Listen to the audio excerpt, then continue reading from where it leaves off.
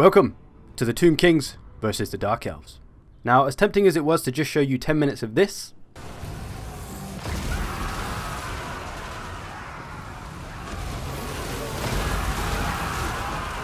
I thought I should try to be maybe just a little bit more informative. So I'm just going to show you a custom battle against the AI, talk about the Tomb Kings a little bit and how they play on the battlefield, as I got to play them at a recent event and talk to one of the devs about how they play and stuff, so I kind of got an idea of it, and I've been playing myself, of course, so I can impart some wisdom to you to make your life a little bit easier maybe when you come to play them. Now, first of all, the map here is kind of like a little sort of very wide choke point with these hills on the edges, but really this is the star of the show here. The black pyramid looks absolutely awesome. Get a little bit of that lightning detail there. So a very cool looking map, lots of detail. Probably one of the coolest maps I think there is. Awesome. Anyway, you didn't come here to be a tourist. Let's check out some Tomb Kings. So my front line here is 3 units of Tomb Guard. A fantastic holding unit, lots of melee defense. Also a fair amount of weapon strength and a bit of melee attack, so they can do some damage, but you'll find that a lot of the Tomb King infantry is mostly designed for holding the line rather than being heavy damage dealers. Most of their units have more melee defense than they do melee attack. So I've got 3 units of those up front. On the edges, skeleton spearmen, very much your standard skeleton spearmen. They're not great, they don't have much melee attack, but they are anti-large, so they can get after those cavalries and things. We'll get to that big fella in a minute. Then backing my front line, one of my favourite units so far, I think, the Ushabti. I probably pronounced that wrong, and I probably pronounced everything else wrong, so don't be surprised, but they're one of the coolest looking units, I think. Lots of weapon strength, armor piercing, anti-infantry. These are one of your damage dealer units, lots of armor. They're one of the quickest units as well. That's the other thing about the Tomb King's infantry, is that it's all very slow. Like, most of it has 28 speed, which isn't very fast at all. So like the Tomb Guard, very slow. These are Shabti, a little bit more speedy. Skeleton archers, very much your typical cheap archer unit. They'll do their job well enough. They've got decent range, they've got some okay weapon damage. Another unit of spears on the edge. Then on the cavalry side of things, I've got this one unit of Necropolis Knights who are anti-large, armor piercing and poison. So they're going to be great for taking on other cavalry or any kind of monster. I'm going to say they're more of a melee cavalry as well, as they don't have a huge charge bonus and they have a relatively good amount of melee defense. So they're locking down my left side for the most part. My general is good old Grand... I'm going to get this wrong. Grand Hierophant Khatep. Is there a ch in that? I don't know. Maybe it's just a K. Maybe there's a silent K. Hatep. Who cares?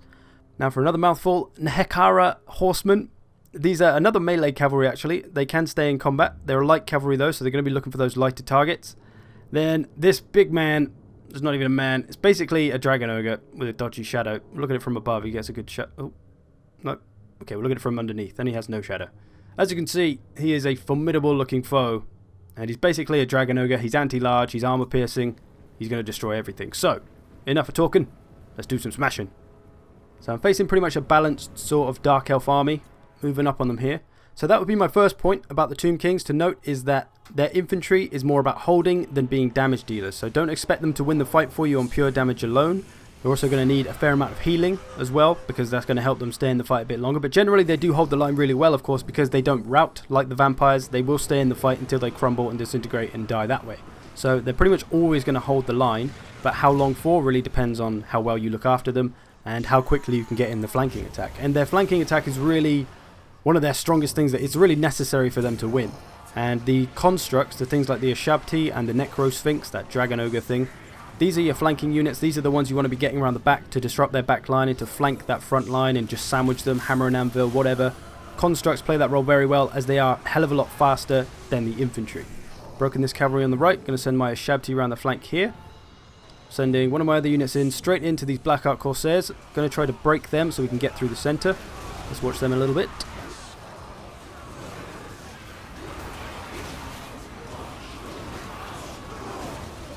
Those Black Ark Corsairs having a bad day. So Ushabti going to work there. I'm sneaking this one through a little gap.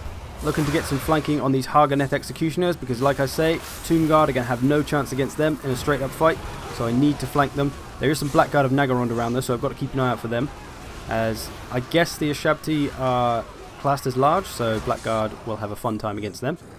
My Necro Sphinx is throwing down with the War Hydra in a one-on-one, and he is getting the better of the War Hydra. He's kicking the crap out of it, down to half health. Necro Sphinx still got... Ooh, we just nearly went down to half health. He's getting there. My cavalry is flanked round to try and get some of their missiles. Their cavalry's come back to help. Murderous Prowess has just popped. Getting my cavalry on the flank here, just to try and disrupt these missiles, stop them from firing. These serpent cavalries are pretty rad. So another thing worth noting about the Tomb King's army is that a lot of their units are very expensive. So much like the Chaos and stuff, you're going to have smaller armies generally. So you have to be aware of numbers sometimes when facing certain factions.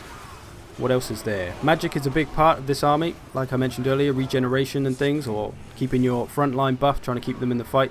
There's plenty of damage dealing spells, there's windstorms, sandstorms, all sorts of stuff. They do have their own spellbook, of course. It's all very similar sort of spells though, nothing particularly different. Shabti going to work again on these Black Ark Corsairs. So we got most of their damage dealing units beaten down with the Shabti. These spears are just holding these dread spears in place. That's fine for now, just keep them out of the way. We've got all these missiles tied up. My cavalry struggling a little bit with these. Some of these are Black Ark Corsairs hambos, so they're a little bit tougher. My cavalry's gone all the way out there. Forgot about them, clearly. One unit starting to fire, but for the most part, we've got the infantry defeated. We've got the Black Ark Corsairs beaten up.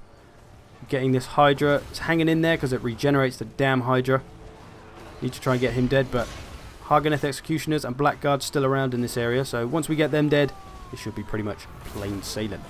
Another thing you'll find with the Tomb King's army is, much like the vampires, their units are not as good as other faction counterparts. So, for example, the Tomb Guard costs 750, and Chaos Warriors also cost 750, and they're very, very similar sorts of units, similar sort of role, but the Chaos Warriors are far superior, even though they cost the same.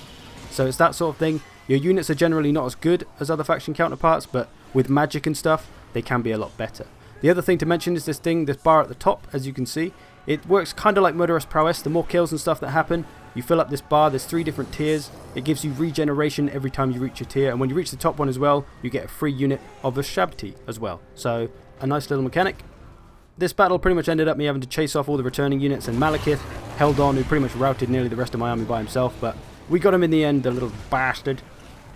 My Necro Sphinx sorted him down with a few Shabti and Horseman help. So let's have a look at some of the kill numbers for these. So my Tomb Guard actually doing pretty well in terms of kills, one of them especially.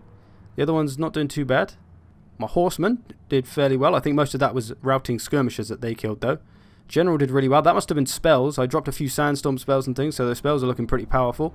My Shabti, of course, 172 for this unit. A brutal unit indeed. And then some of my more monstrous constructs doing a fair amount of damage as well.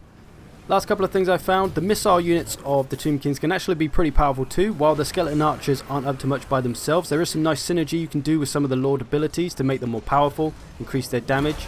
So some possible tactical missile combinations. You've also got your chariots, another pretty powerful possibility for the Tomb Kings. They've got some cool units in that respect. You can put some of your lords and heroes on chariots also. You can even put one of your lords on a piece of artillery if you're looking to spend the big bucks.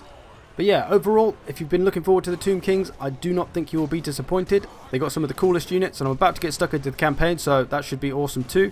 I'll hopefully get a roster video done, like what goes in my army guides. I'll do that for the Tomb Kings, but just that part, not the full guide just yet, until I know them a bit better, of course. But if you want to get to know all the units a bit better before the DLC comes out, do keep your eyes on this channel. I thank you for watching. I hope you've enjoyed this. I'll see you in the future.